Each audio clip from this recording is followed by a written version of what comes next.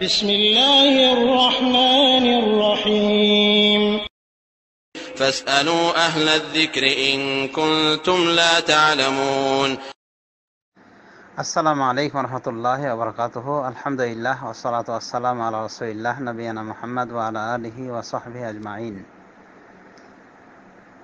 আমাদের এক দিনই বোন প্রশ্ন করেছেন, তার প্রশ্ন হলো যে শাওয়ালের যে ৬টি রোজা রাখা লাগে, এই রোজা কিভাবে রাখতে হবে আর নিয়াত কিভাবে করতে হবে।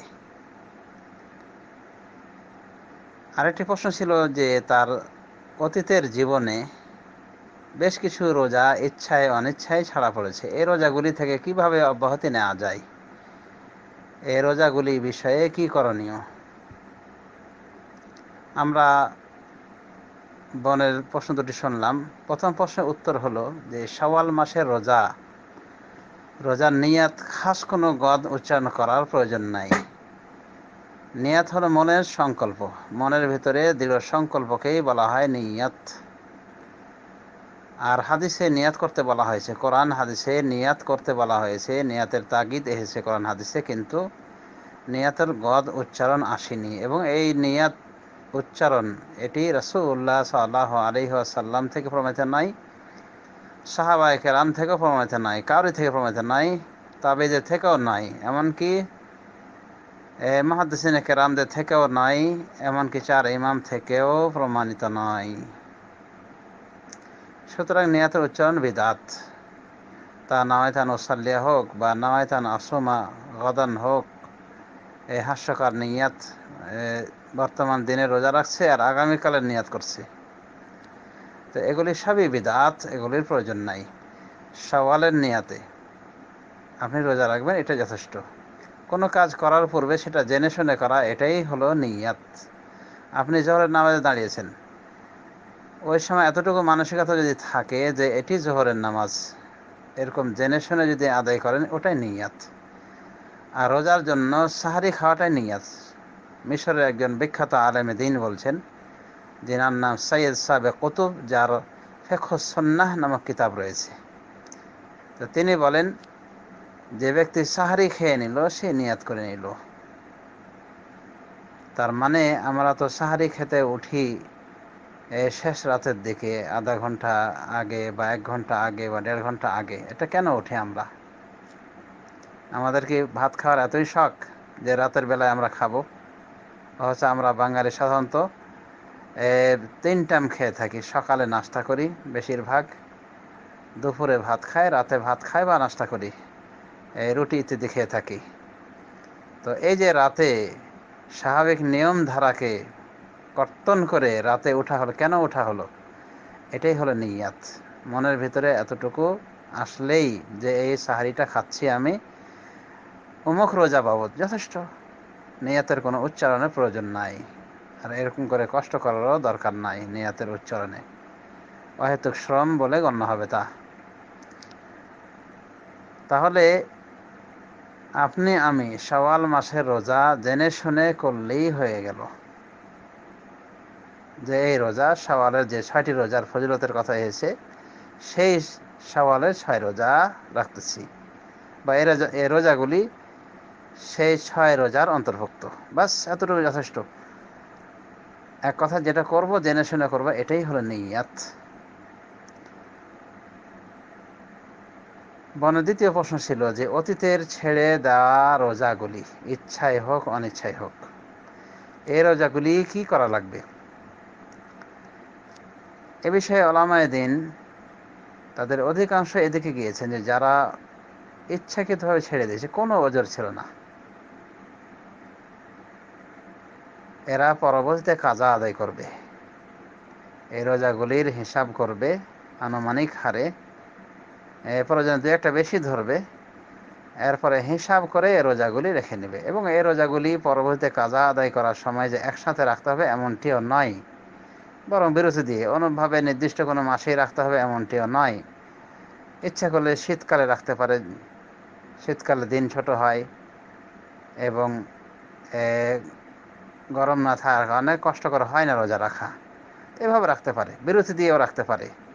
এক কথায় 1 দিন থাকলো, সপ্তাহে 1 দিন থাকলো, বা মাসে 2 দিন 3 দিন থাকলো, 4 দিন থাকলো, এভাবে রোজাগুলি কমপ্লিট করে ফেলবে। এটি হলো জমহুর উলামায়ে দ্বীনের অভিমত। পক্ষান্তরে আরও কিছু মুহাক্কিক উলামায়ে দ্বীন বলেন যে যদি ইচ্ছাকৃতভাবে কোনো কারণ নেই, শরীয়তের কোনো কারণ নেই, এরকম শারঈ ওযর ছাড়া যদি কেউ বিনা কারণে রোজা পরিত্যাগ করে, তাহলে এ রোজার কাফফারাও নাই, আর এ রোজার কাজা আদায় করলেও কাজা আদায় হবে না।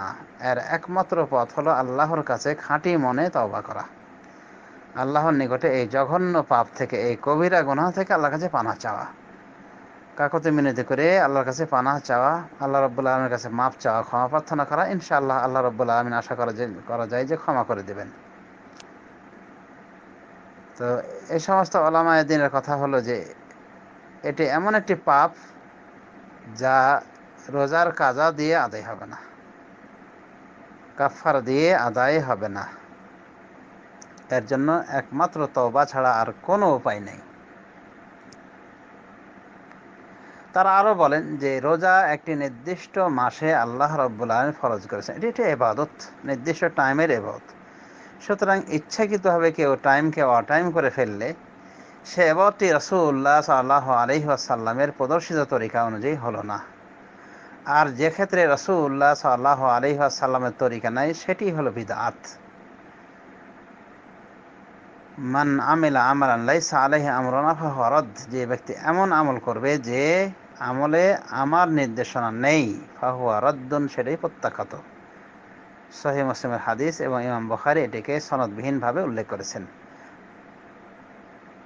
আল্লামা ইবনে উসাইমিন রাহমাতুল্লাহি আলাইহি এদিকে গিয়েছেন। তিনি বলেন যে উলামায়ে দ্বীনে দুটি কথা রয়েছে, ইচ্ছাকৃতভাবে বা আলসেমি করে যে রোজাগুলি ছেড়ে দিয়েছিল বিনা কারণে, এই রোজাগুলি কাজা আদায় করবে কি করবে না, দুটি কথা রয়েছে। তবে তিনি বলেন যে আমার নিকটে সব থেকে প্রাধান্যযোগ্য কথা এবং সব থেকে সহি কথা যে এই রোজার কাজা আদায় করা লাগবে না, কাজা আদায় করলেও কাজা আদায় হবে না।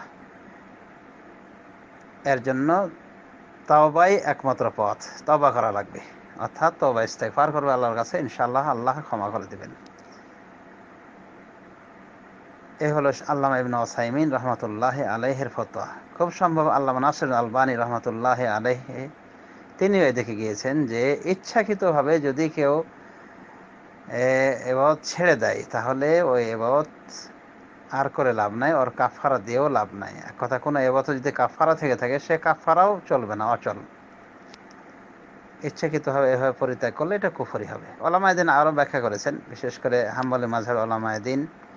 তারা বলেন যে যদি কেউ রোজা ছেড়ে থাকে বিগত জীবনে এবং ওই সময় নামাজও ছাড়তো, মানে বেনামাজি ছিল, বেরোজাদারও ছিল, একসাথে দুটো অপকর্মে জড়িত ছিল, তো তারা বলেন যে বেনামাজি হওয়ার কারণে সে এক প্রকার কাফের ছিল, আর কাফের থাকাকালীন রোজার কাজা আদায় করা লাগে না। যে রোজাগুলি কাজা আদায় হয়েছে কাফের অবস্থায়, ওগুলি আদায় করা লাগে না। এই সমাধান হলো সৌদি আরবের বড় বড় শেখদের। তারা বলেন যে যে নামাজকে পরিত্যাগ করে দেয়, এক ওয়াক্ত যদি পরিত্যাগ করে, সেও এক প্রকার কাফের, ইচ্ছাকৃতভাবে পরিত্যাগ করার কারণে। এটা শেখ বিন বাজের ফতোয়া। আর শেখ ইবনে উসাইমিন মনে করেন যে ব্যক্তি নামাজ ছাড়া ধরা করে পড়ে, সে একবারে খাঁটি কাফের নয়, তাকে বড় কাফের বলা যাবে না, বরং এক প্রকার পাপাচারী মুসলিম।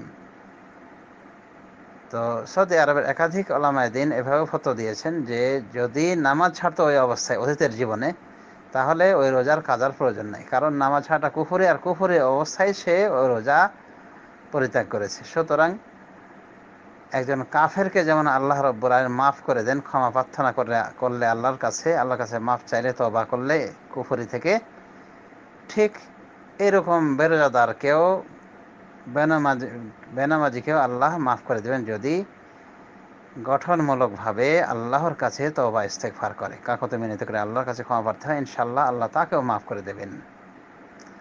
তো আল্লামা ইবনে উসাইমিন এটিকেই প্রাধান্যযোগ্য এবং সহি অভিমত, তুলনামূলক বেশি সহি অভিমত বলেছেন যে অতীতের রোজাগুলি যেগুলি কাজা করা হয়েছে বিনা কারণে, কোনো কারণ ছিল না, এগুলির কাজা আদায় করা লাগবে না, কাজা আদায় করলেও হবে না, বরং এগুলির জন্যে মহান রব্বুল আলামিনের নিকটে কাকুতি মিনতি করে ক্ষমা প্রার্থনা করতে হবে, তওবাহ করতে হবে, এছাড়া দ্বিতীয় কোনো পথ নাই। আশা করি বোন বুঝতে পেরেছেন, সেই হিসেবে আপনি ডিসিশন নেবেন। ধন্যবাদ।